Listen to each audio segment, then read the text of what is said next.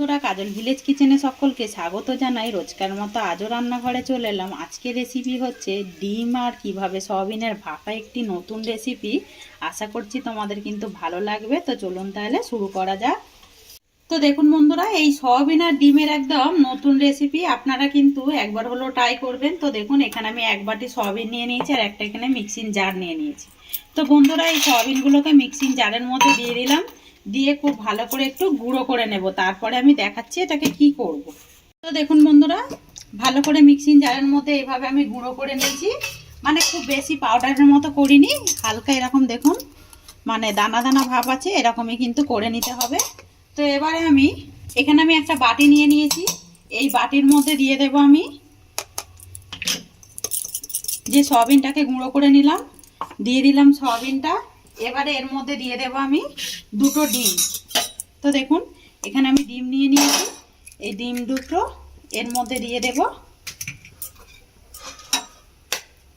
তো আপনারা চাইলে কিন্তু কম বেশি নিতে পারেন বা একটা ডিমও নিতে পারেন, এতে করেও কিন্তু হয়ে যাবে। এবার আমি এখানে দিয়ে দেব একটা কাঁচা লঙ্কা কুচিয়ে রেখেছিলাম, দিয়ে দেব। তো বন্ধুরা, এই ডিমের ভাপা রেসিপিটি কিন্তু দারুণ লাগে। এবারে এর মধ্যে দিয়ে দেব স্বাদ মতো লবণ বা মাপ মতো লবণ। তো দেখুন, দিয়ে দিলাম লবণ। আর এবারে দিয়ে দেব হলুদের গুঁড়ো। হলুদের গুঁড়ো দিয়ে খুব ভালো করে এবারে এটাকে মিশিয়ে নিতে হবে এইভাবে। তো দেখুন বন্ধুরা, বেশ ভালো করে ফেটে নিলাম। তো দেখুন, এর বেশি আর ফাটতে হবে না, এইভাবেই ফাটলে কিন্তু হয়ে যাবে। এখানে আমি একটা গ্লাস নিয়েছি, আপনারা চাইলে স্টিলের বাটি, থালা যে কোনো কিছুতে ব্যবহার করতে পারেন। থালার মধ্যে দিয়ে দেব, মানে গ্লাসের মধ্যে দিয়ে দেব তেল।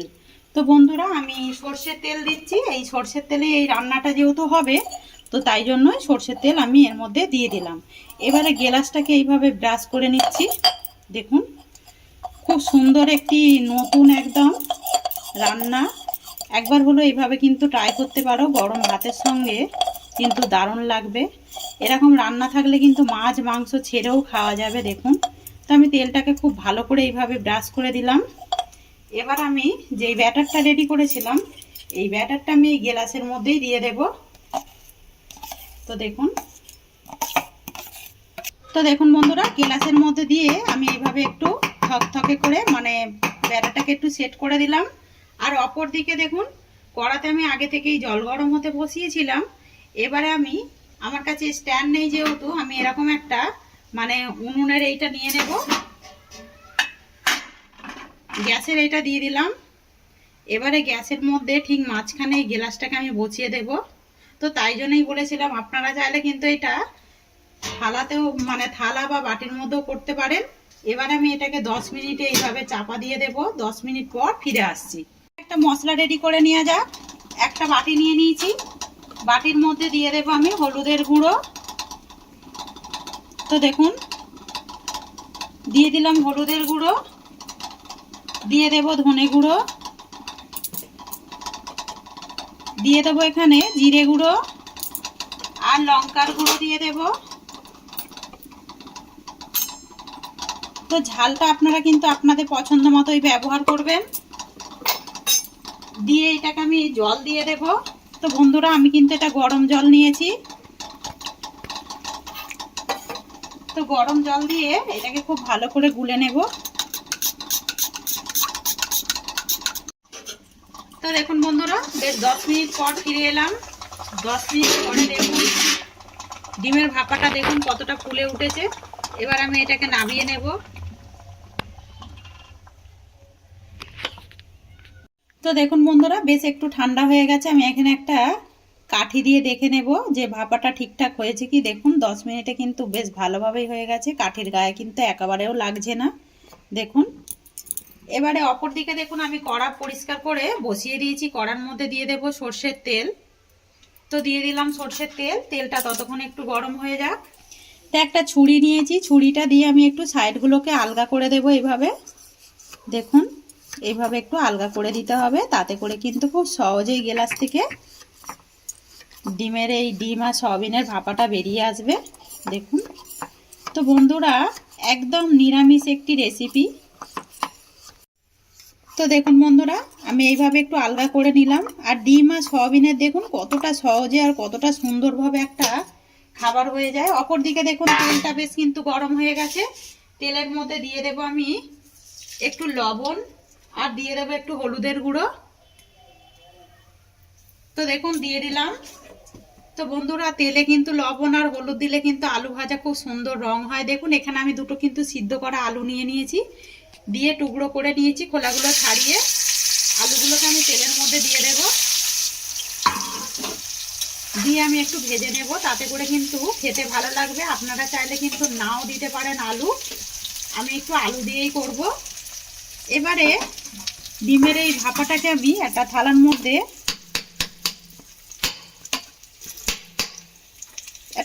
মধ্যে এটাকে বের করে নেব।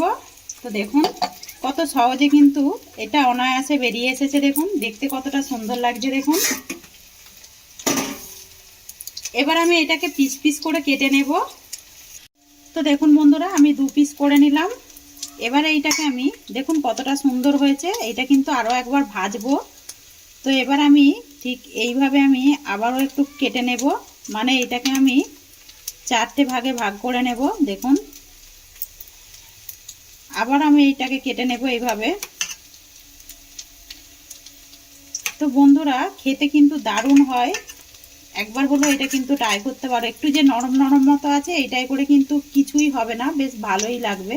তো এটা বেশ মোটা লাগছে, আমি আরও একটা টুকরো করে নেব। দেখুন এতে করে কিন্তু দেখতে ভালো লাগবে। আর একটা ভাপা যে সয়াবিন আর ডিমের না, দারুণ সুন্দর একটা গন্ধ ছেড়েছে। তো এইভাবে আমি টুকরো করে নিলাম আরও, কেন দেখতে বেশ ভালো লাগছে না, খারাপ লাগছে, তার জন্য আমি আরও একটু পিস পিস করে নিলাম। অপর দিকে দেখুন আলুটাও বেশ কিন্তু ভাজা হয়ে গেছে। এবার আমি আলুগুলোকে একটা থালার মধ্যে নামিয়ে নেব। আলুগুলোকে নামিয়ে নিলাম। আর আমি এই যে ডিম আর সয়াবিনের যে ভাপাটা করেছি না, এইগুলোকেও তেলের মধ্যে দিয়ে দেব, তাতে করে একটু খেতে ভালো লাগবে। ঠিক যেরকম মাছের পিস আমরা ভেজে থাকি সেইভাবেই ভেজে নিতে হবে। তো দেখুন বেশ এক পিঠটা হয়ে গেছে, একটু উল্টে দেব এইভাবে। এখন কিন্তু একেবারে ভেঙে যাবে না, দেখুন ভেজে নিলে কিন্তু খেতে ভালো হয়। আপনারা চাইলে কিন্তু সিদ্ধ করাও কিন্তু এইভাবে একটা তরকারি করতে পারেন, তাতে করেও কিন্তু ভালো লাগবে। দেখুন তো দেখুন বন্ধুরা, বেশ ভাজাগুলো কতটা সুন্দর হয়েছে দেখুন দেখতে। তো যারা কিন্তু সয়াবিন খায় না, অনেকে আছে, এইভাবে যদি রান্না করে দেন তাতে করে কিন্তু অনায়াসে খেয়ে নেবে। দেখুন কড়ার মধ্যে আমি আরো একটু তেল দিয়ে দেব, সর্ষের তেল।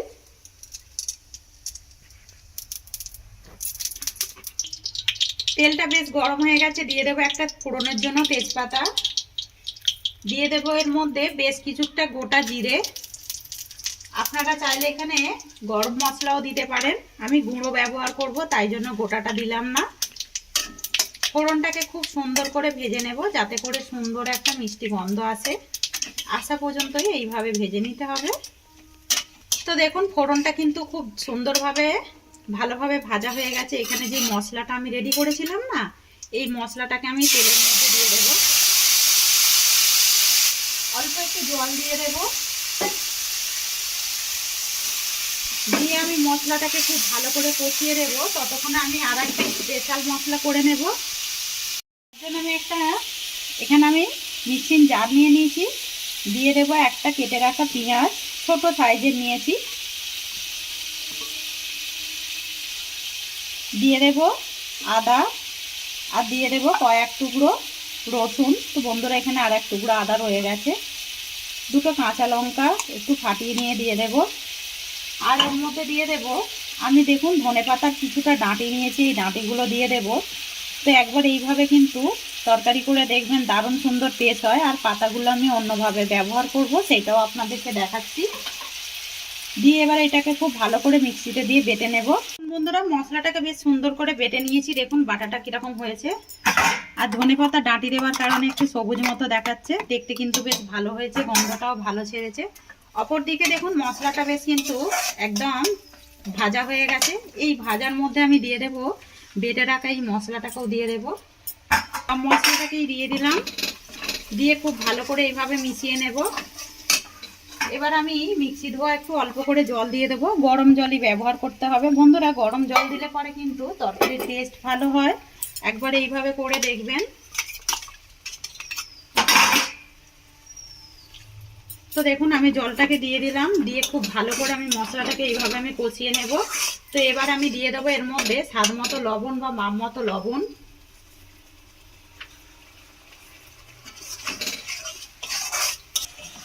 তো দেখুন মশলা থেকে একটা সুন্দর তেল ছেড়ে গেছে আর সুন্দর একটা গন্ধও ছেড়েছে। এখানে আমি একটা টমেটোর অর্ধেক নিয়ে নিয়েছি, খুব বড় সাইজের ছিল তাই আধখানা দিয়ে দিলাম। দিয়ে আমি মশলার সঙ্গে একটু ভেজে নেব। চাইলে কিন্তু আগেও ভেজে নিতে পারতেন, আমি এরকমই একটু দেবো যাতে করে তরকারির রঙটা কিন্তু আরও ভালো হবে। তো দেখুন বন্ধুরা মশলাটা বেশ দারুণ সুন্দর কষানো হয়ে গেছে। আমি এখানে যেগুলো ভেজে রেখেছিলাম আলু আর মানে ডিম আর সয়াবিনের যে ভাপা ওইগুলোকেও দিয়ে আমি একসঙ্গে মিশিয়ে দিলাম। একদম পুরো মাংসের মতোই টেস্ট হবে। আপনারা চাইলে কিন্তু জল দেওয়ার পরেও দিতে পারেন। আমি যেহেতু গরম জল ব্যবহার করছি তাই জন্য মশলাটার সঙ্গে আলু আর সয়াবিন ডিমের ভাপাটাকেও দিয়ে এইভাবে একটু নাড়াচাড়া করে মিশিয়ে দিলাম। তো দেখুন বেশ কিন্তু মেশানো হয়ে গেছে। আমি এর মধ্যে গরম জল দিয়ে দেব। তো একটু বেশি পরিমাণেই দেবো যেহেতু সয়াবিন রয়েছে,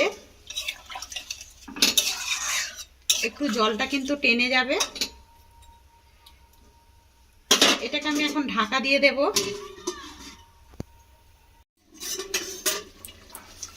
তো দেখুন বন্ধুরা বেশ কিন্তু ফুটে উঠেছে, দেখতে কতটা সুন্দর লাগছে আর কালারটাও দেখুন সুন্দর হয়েছে। এবার আমি এর মধ্যে দিয়ে দেব গরম মশলা গুঁড়ো।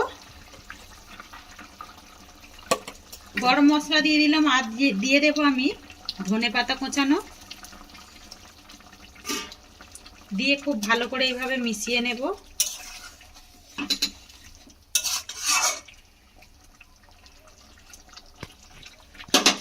আমি আর একটুখানি অল্প সময়ের জন্য ঢাকা দিয়ে দেব যাতে করে গরম মশলাটা সুন্দরভাবে একদম রেডি হয়ে যায়। তো একেবারে গরম মশলা ধনেপাতাটা দিয়ে কিন্তু দমে রান্না করে নিলাম। তো দেখুন বন্ধুরা দেখতে কতটা সুন্দর হয়েছে আর খেতে তো আরো বেশি দারুণ লাগবে। তো বলুন একদম মাছ মাংস ছাড়াই কিন্তু এরকম একটা খাবার অনায়াসে খাওয়া যায়। দেখুন এবারে চলুন তাহলে নামিয়ে নিই, কিন্তু এরকমই একটু কাই কাই রাখবো, আরও একটু টেনে নেবে যেহেতু সয়াবিন আছে না বন্ধুরা, ডিম সয়াবিন আলুতে একটু টেনে নেবে। তো এবারে এটাকে নামিয়ে নেব একটা জায়গার মধ্যে। তো দেখুন বন্ধুরা কতটা সুন্দর কালার এসেছে আর কতটা সুন্দর দেখতে হয়েছে। দেখুন একবার হলো এইভাবে ট্রাই করবেন। আর যদি এরকম রেসিপি ভালো লেগে থাকে লাইক শেয়ার কমেন্ট করবেন, বন্ধুদের সঙ্গে শেয়ার করবেন আর এই ছোট্ট চ্যানেলটিকে সাবস্ক্রাইবার করে নেবেন। আমার এরকম নিত্য নতুন রান্নার জন্য কিন্তু পাশে থাকা বেল আইকনটি প্রেস করবেন। আর দেখুন কতটা সুন্দর হয়েছে, গরম ভাতের সঙ্গে কিন্তু দারুণ লাগবে।